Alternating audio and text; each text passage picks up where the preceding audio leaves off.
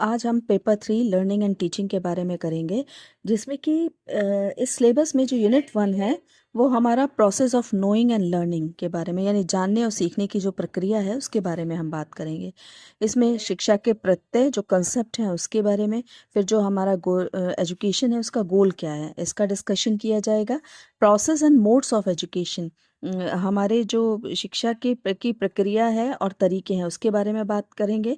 फिर differentiate between information, knowledge, belief and truth, हमारी जो सूचना है, ज्ञान है, हमारा जो बिलीफ है और जो हमारा जो ट्रुथ है उसके बीच में क्या डिफरेंशिएशन है उसके उसके बारे में डिस्कस होता है।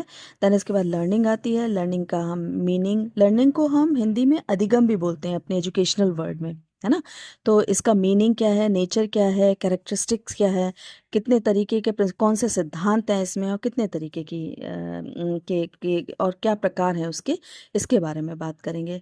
फिर जो हमारे लर्निंग के फेसेस होते हैं, जो लर्निंग के कर्व्स होते हैं उसके उसके बारे में बात करेंगे। लर्निंग के कर्व्स होते हैं और अगर आपने ध्यान से देखा हो तो लर्निंग हर समय में कांस्टेंट नहीं होती, है ना। तो उस क्या अर्थ है, कितने तरीके की होती है और एजुकेशन इम्प्लीकेशंस क्या हैं उसके बारे में।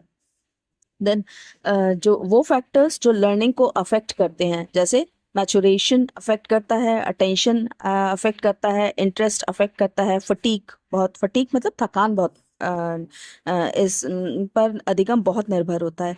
और सोशल रिलेटेड जो फैक्टर्स होते हैं उस पर जो लर्निंग है वो लर्निंग को अफेक्ट करती है, किस तरीके से करती है इसके बारे में डिस्कस होगा। एंड मोटिवेशन, जिसमें हम डेफिनेशन कितने प्रकार का है, कौन सी टेक्निक्स है और मैस्लो नीड थ्योरी क्या है इसके बारे में, उसके बारे में पढ़ेंगे। देन यूनिट 2 आता है जो अप्रोचेस ऑफ लर्निंग से कनेक्टेड है और इसमें हम पढ़ते हैं अधिगम के उपागम, यानी इसमें हम प्रत्ये सीखने के लिए जो जितने कंसेप्ट हैं उसके बारे में, थ्योरीज के बारे में और उनको एजुकेशनल पॉइंट ऑफ व्यू से किस तरीके से अप्लाई करते हैं उसके बारे में पढ़ेंगे। जिसमें सबसे पहले होगा बिहेवियरल अप्रोच, जिसमें थॉर्नडाइक की थ्योरी है, ट्रायल एंड एरर की, पावलव की क्लासिकल कंडीशनिंग थ्योरी है, स्किनर की ऑपरेंट कंडीशनिंग थ्योरी है, इसके बारे में पढ़ेंगे। देन ह्यूमनिस्टिक अप्रोच के बारे में पढ़ेंगे जो रोजर सोशल लर्निंग थ्योरी पर बेस्ड है। कॉग्निटिव अप्रोच के बारे में पढ़ेंगे जो कि Brunner's theory of discovery learning पर आधारित है, टॉलमैन की साइन लर्निंग थ्योरी है, वैगोस्की की सोशल कॉग्निटिव थ्योरी है और कर्ट लेविन की फील्ड थ्योरी है। देन इसके बाद कंस्ट्रक्टिविज्म के बारे में पढ़ेंगे, जिसमें कि हम संज्ञात्मक रचनावाद और सामाजिक रचनावाद, सहकारी और सहयोगात्मक शिक्षा के बारे में पढ़ेंगे।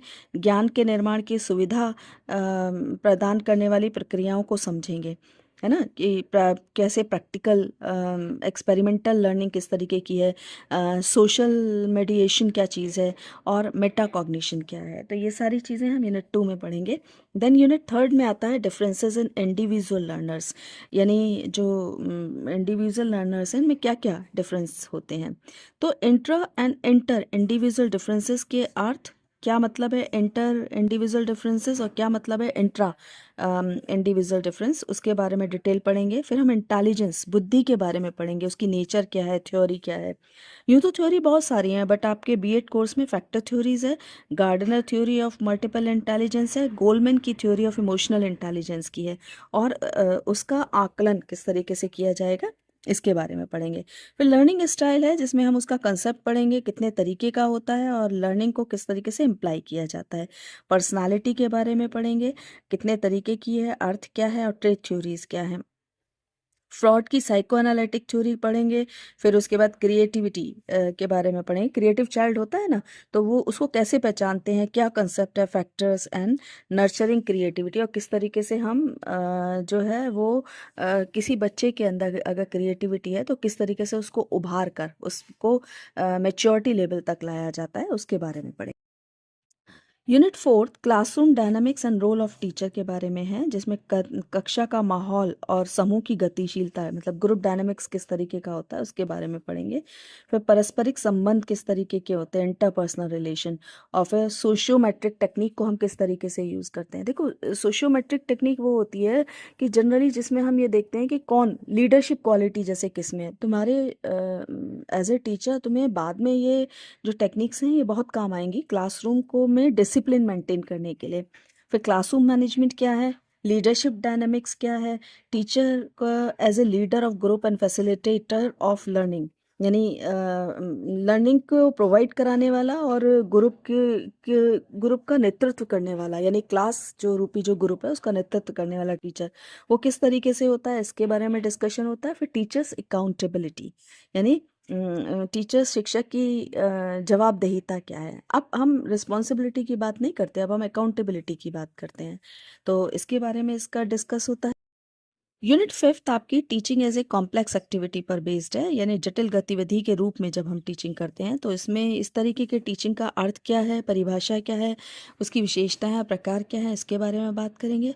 फिर फेजेस ऑफ टीचिंग के बारे में बात करेंगे, यानी शिक्षण करने से पूर्व कौन सा है, प्री एक्टिव फेज कैसा है, इंटरैक्टिव क्लासरूम के अंदर कौन सी एक्टिविटीज़ हैं, पोस्ट एक्टिव फेज क्या है। फिर लेवल ऑफ टीचिंग की बात करेंगे, जिसमें मेमोरी, अंडरस्टैंडिंग और रिफ्लेक्टिव लेवल आएगा।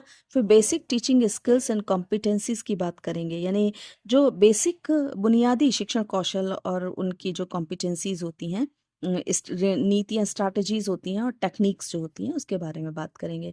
फिर प्रोफेशनल एथिक्स क्या होती हैं, व्यावसायिक नैतिकता क्या होती है, और आचार संहिता टीचर्स के लिए क्या होती है, जो हमारे स्कूल्स होते हैं उसमें, इसके बारे में डिस्कस किया जाएगा।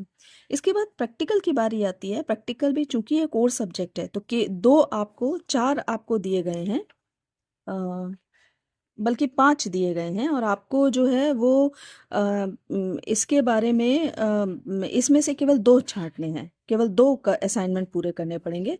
जैसे written test and assignment for assessing conceptual understanding and clarity, यानी वैचारिक समझ और स्पष्टता का आकलन करने के लिए लिखित परीक्षा एवं असाइनमेंट, है ना। तो जो आप रिटन टेस्ट वगैरह देते हो या असाइनमेंट देते हो तो उसको कैसे उसका आकलन किया जाता है, इसके बारे में एक रिपोर्ट तैयार करनी पड़ेगी। फिर किसी भी मनोवैज्ञानिक परीक्षण का प्रशासन और व्याख्या, ये अपने जो टीचर्स जो साइकोलॉजिकल लैब होगी उसमें आपके साइकोलॉजिकल टेस्ट होंगे, संबंधित टीचर आपको इसमें साइकोलॉजिकल टेस्ट कराएगा, क्योंकि इसमें से किसी एक का आपको टेस्ट करना है, उसकी फाइल बनानी है। अब वो जो टेस्ट दिए गए हैं उसमें इंटेलिजेंस टेस्ट है, एप्टीट्यूड टेस्ट है, क्रिएटिविटी टेस्ट है, पर्सनालिटी टेस्ट है और एटीट्यूड टेस्ट है। इनमें से किसी एक टेस्ट को आपको ऑपरेट करना है। देन इसके बाद any one experiment on learning, कोई सा भी एक एक्सपेरिमेंट लर्निंग पर आधारित जो है उसको कर लीजिए। डिवीजन ऑफ अटेंशन, ध्यान का विभाजन, स्मृति, मेमोरी या ट्रांसफर ऑफ लर्निंग, या अधिगम का स्थानांतरण, यानी एक परिस्थिति से दूसरी परिस्थिति में जाने का, कुछ इस तरीके का कोई भी एक जो एक्सपेरिमेंट है इस पर बेस्ड वो तैयार कर लीजिए।